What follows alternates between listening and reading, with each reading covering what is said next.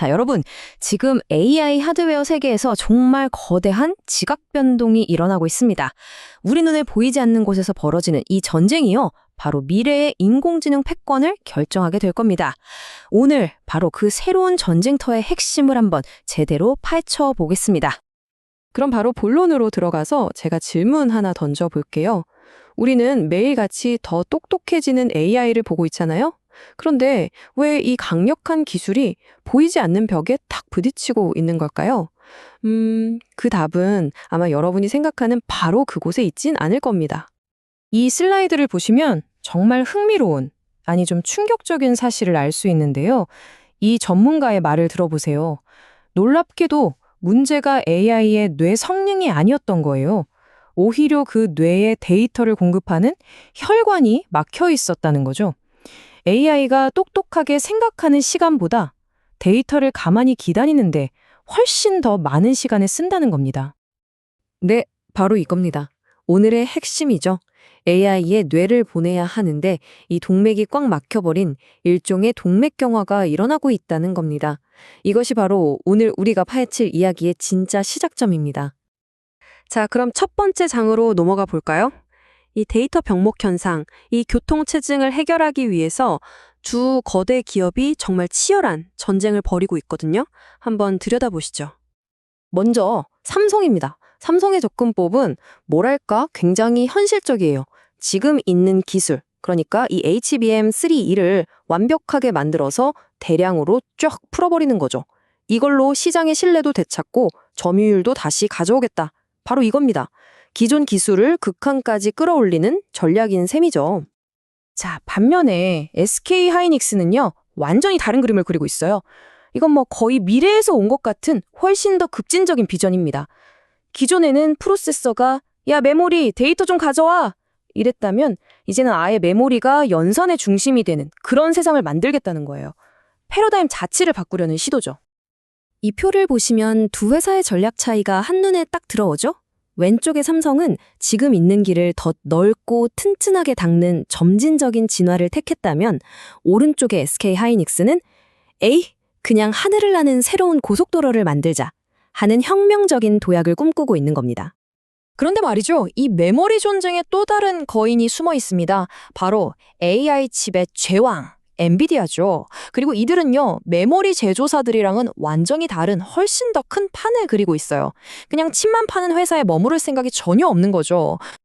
엔비디아가 이 네트워킹이라는 새로운 영역에 얼마나 진심이냐, 이 숫자를 보시면 감이 오실 겁니다. 10억 달러. 우리 돈으로 1조 원이 훌쩍 넘는 돈이죠. 이게 그냥 투자가 아니에요. AI 제국을 건설하기 위한 거대한 야망의 신호탄이라고 봐야 합니다. 자, 엔비디아의 야망이 이 그림에 아주 명확하게 나와 있습니다. 첫 번째, AI의 뇌인 GPU를 완벽하게 장악했죠. 다음 단계는 바로 데이터가 흐르는 혈관, 이 데이터 고속도로, 즉 네트워크를 정복하는 겁니다. 그리고 마지막으로는 이 모든 걸 합쳐서 전체 AI 생태계를 지배하겠다. 바로 이거죠. 그래서 노피아랑 손을 잡은 건데 최종 목표가 뭐냐? 단순히 그냥 더 빠른 네트워크를 만들자는 게 아니에요. AI가 스스로 이쪽 길이 막히네? 그럼 저쪽으로 가야겠다 하면서 스스로를 최적화하는 그런 똑똑한 네트워크를 만들겠다는 겁니다. 데이터 센터부터 우리 손안의 스마트폰까지 모든 게 하나로 연결된 거대한 초지능 인프라. 정말 어마어마한 구상이죠? 자, 이제 판을 좀 더 넓혀서 보겠습니다. 이 기술 경쟁, 이게 단순히 기업들끼리 싸우는 게 아니거든요. 여기에는 막대한 시장 기회와 또 국가 안보라는 아주 복잡한 문제들이 얽혀 있습니다. 그야말로 지정학적인 체스 게임인 거죠. 그리고 그 게임의 한가운데 엔비디아의 CEO 젠슨 황이 서 있습니다. 젠슨 황 CEO가 왜 그렇게 중국 시장을 포기할 수 없느냐? 그가 직접 언급한 금액을 보면 알 수 있습니다. 연간 잠재 수익이 무려 5천억 달러. 상상해 가시나요? 이 엄청난 돈이 바로 엔비디아가 처한 딜레마의 크기를 그대로 보여주는 겁니다. 이 표를 보시면 엔비디아가 얼마나 복잡한 상황에 놓여 있는지 명확하게 보입니다. 한쪽에서는 중국이라는 거대한 시장이 제발 우리한테 칩 좀 팔아줘 하고 손짓을 하고 있고요. 다른 한쪽에서는 미국 정부가 안 돼, 팔지 마! 하면서 규제의 칼날을 들이밀고 있죠. 이러지도 저러지도 못하는 그야말로 진퇴양난의 상황인 겁니다. 자, 이제 마지막 장입니다. 이 모든 경쟁의 한가운데 있는 핵심 기술, 바로 HBM4에 대해서 좀 더 깊게 들어가 보겠습니다. 도대체 HBM4가 뭐길래 다들 이걸 차지하려고 이렇게 싸우는 걸까요? HBM4, 이름은 어려운데요. 아주 쉽게 비유해 볼게요.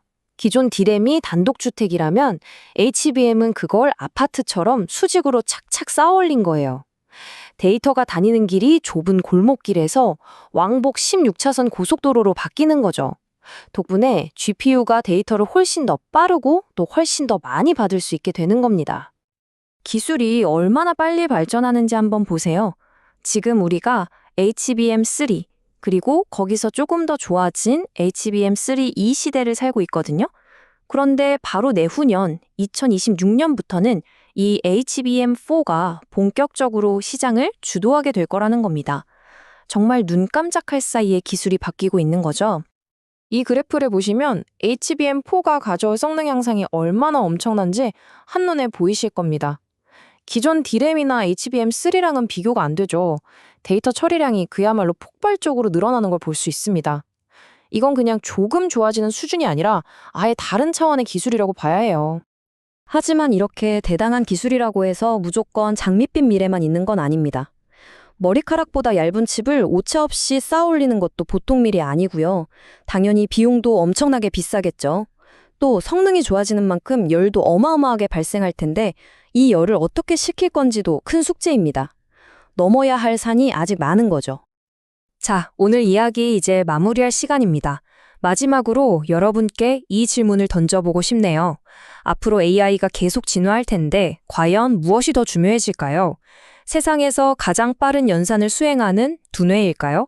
아니면 그 두뇌의 데이터를 가장 효율적으로, 가장 똑똑하게 전달하는 신경망일까요? 어쩌면 이 질문에 대한 답을 찾는 자가 미래 AI 시대의 진정한 승자가 될 겁니다.